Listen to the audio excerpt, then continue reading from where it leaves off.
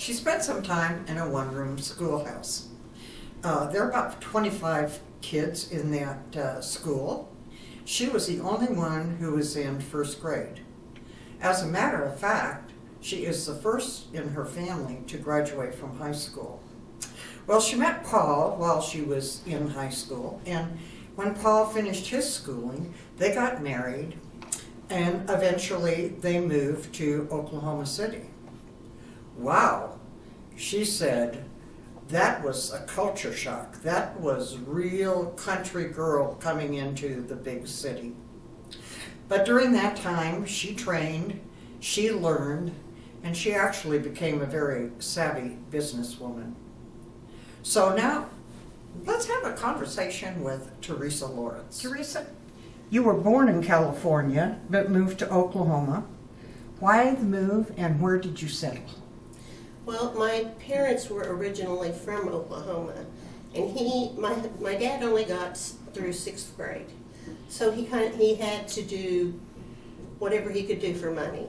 So we would travel between Oklahoma and California, or Oklahoma and Arizona. He did cotton gin work and he did irrigation, and then when we moved back to Oklahoma, we stayed. And where did you settle? We settled in Hanna, Oklahoma, which is about 10 miles from Eufaula. We didn't have indoor plumbing or any of those nice things that we take for granted today. I didn't get indoor plumbing until I was in the 7th grade. Okay. Your early school experience was in a one-room schoolhouse, as I have mentioned. So describe that. It was the school. I always loved the school itself. It was built out of petrified wood, so all different rock, but it was petrified wood. We sat in rows by our grades, so not all grades were represented, but we had one teacher, and I learned to read really well there, but not much. I didn't learn how to take a test. I didn't learn how to spell, but I guess maybe that's why I love to read today. Well, were there other chairs in that row, or just your one little desk? There were desks for the other students, and they sat by grade. Yep. And the teacher had a desk, of course, and Well, a lot depended on agriculture too with that school. yes, it did. Our school year started early, like in June, and then we would go to school for a few weeks, and then we were off for a few weeks to bring in the crops. And then we would start back. No air conditioning, no heating. We got our heat from a wood-burning stove. Did you have recess? Did have recess. We had, morning recess and lunch, and then afternoon, and we did have playground equipment too. I guess you had to bring your own lunch. No, we didn't. We had a lady that cooked for all of us. Just like a big family, she cooked for us. Wow, that was nice, then, Yes. wasn't it? Probably no grumbling about the lunch food. No, it was all delicious. How many siblings did you have? Or do you have, actually? I have 3 siblings. I'm the oldest. Then there's 2 boys, and then my sister is the baby. She's 16 years younger than I am. And they're all living? They're all living. The boys are in Henrietta, Oklahoma, which is where we moved from Hanna, and my sister's in Tulsa.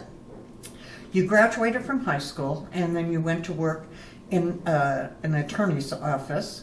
So did you experience something there to prepare you for your future? I did. I just kind of fell into it. I didn't plan to work for an attorney, but my business teacher referred me to him, or referred him to me, or whatever, because I told her I have my high school degree, so I'm not going to college because I haven't made. And then I soon learned that was not the case. I needed some more schooling, but I worked for an attorney for 2.5 years there in Henrietta. Well, you and Paul married. You got married in a courthouse. We did. We were so broke Broke. So I had my dress cost $5 at Anthony's, and he wore a leisure suit. And we didn't have a reception or anything like that. The parents and the siblings went to the courthouse, and that's where we got married. What did he choose as a career for himself? He started out, his degree was in engineering, and he did that for the oil patch. He ran well logs. He worked for a division of Schlumberger, so he did that for about 13 years. And Well, talk about your move from small town to big city. What was your first impression? I cried because we were from eastern Oklahoma called Green Country, and to me here was so flat that it just was nothing like home to me. So I cried. Our first trip to Oklahoma City was to find an apartment that, we'd never been here before. But yeah, I was like, it's so flat. Okay, but where did you settle? We settled in Bethany. We lived there for a few years, and then I got pregnant with Justin, and we moved to Yukon, and that's where I moved here from. So you decided to, I guess you went to work for Kerr McGee. Yes. How did that come about? Well, my husband when he went to work in the oil patch, it was during the boom, and it was not rare for him to work 100-hour weeks. And so I did not know one soul in Oklahoma City, and really I got bored. So I got the newspaper out and saw an advertisement from Kerr McGee. They were wanting legal secretaries. So I went and applied. And then since I realized that I did need college, after my application, my interview, I went to Norman to take my ACT test. When I finished, I called my husband, and he said, oh my gosh, the Kerr McGee people have been calling me. I told him where he worked. He said, they want to hire you. You need to call them. So they hired me over the phone for $770 a month. And you... I was rich. I thought I was rich. Well, you were. Okay, and Kerr McGee was, quite good with you. Oh, they were. Well, I told them I said, well, I'm in Norman taking my ACT test. I just finished. And they kind of paused and said, well, I thought you were ready to start to work. And I said, well, I am. I just realized that, I needed to get some college. And they said, well, Kerr McGee helps pay for education for its employees. So they will help you do that. And so I was all in after I learned that. And how long did you work for them? Just right under 30 years. Long time. Long time. Yeah, a good career. Well, you eventually became a records manager at Kerr McGee. What does a records manager do? A records manager makes sure, well, it's a lot of research involved, but we make sure that we have the documents, records that are required by law. And then if we have a lawsuit, we have to keep those records until the lawsuit's over. So it was just making sure everybody, all the plants, all the locations had the records that they needed for the length of time they needed. And then that they destroyed them when they needed to be. So did you have to make those decisions on the destruction or? Yes, well, I made a list, computerized list of everything that was up for destruction. And then tax had to sign off and legal had to sign off. Okay, all right. So Paul had a career change. What was that? He did. He didn't think he liked little kids. So I wanted a bunch. That was something, being young, we never discussed. And Justin got him into Scouts, and he coached every sport that Justin was in, and he decided his calling really was to work with little kids. So he went back to school, got his master's in elementary education, and became an elementary school teacher.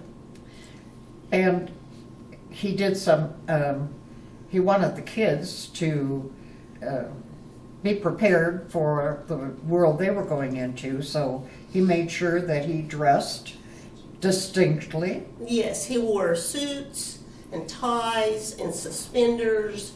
He just dressed up every single day because he worked in the low socioeconomic schools because he felt like those children didn't have exposure to good male role models.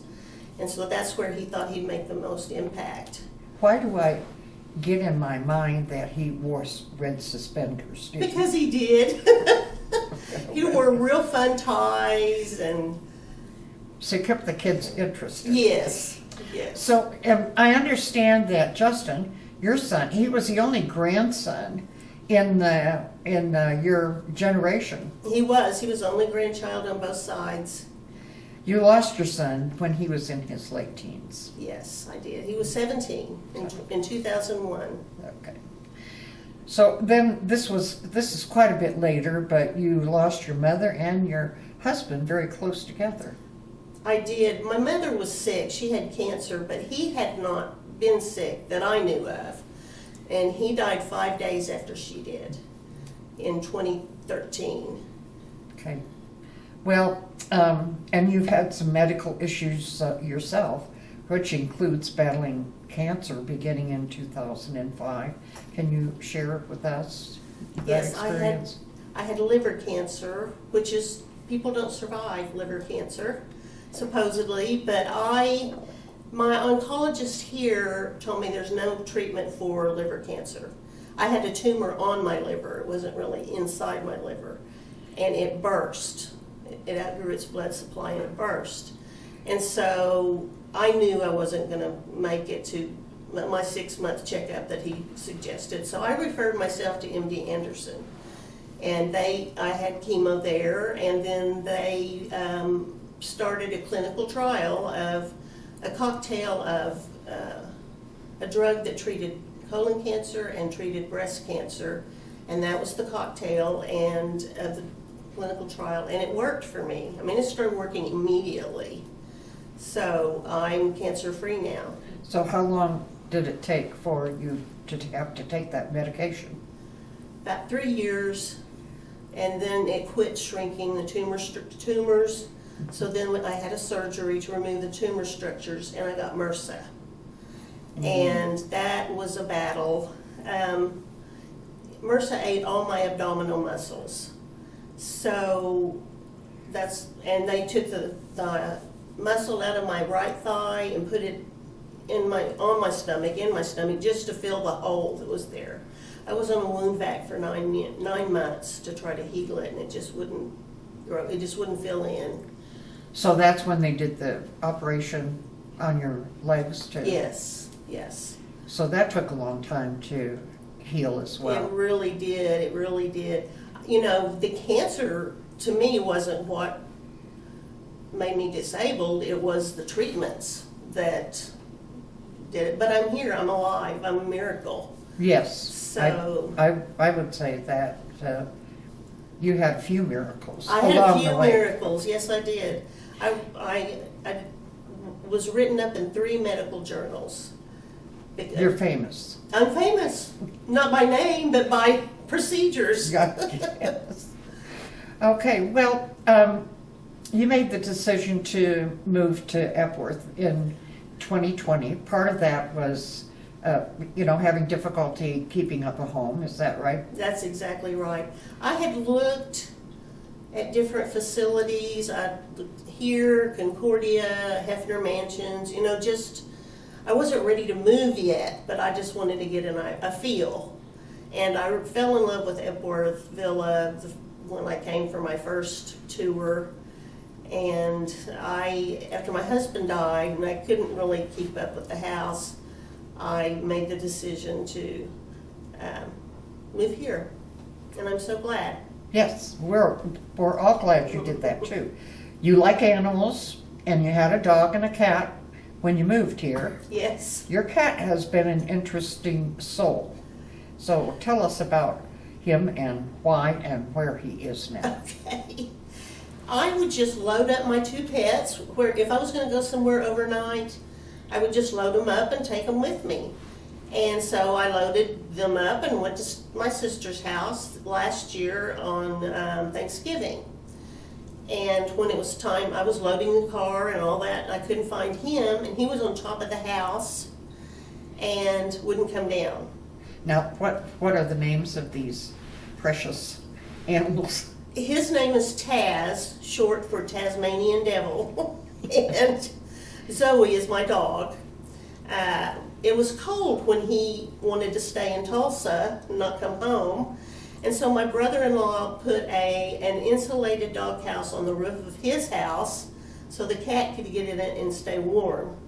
And so he's still there, he's happy, he's thrilled. He uses a doggy door to go in and out. He has several cat trees inside. He's a spoiled and pampered pet. But he acts like he's never seen me before in his life. So when you visit? When I visit, yes.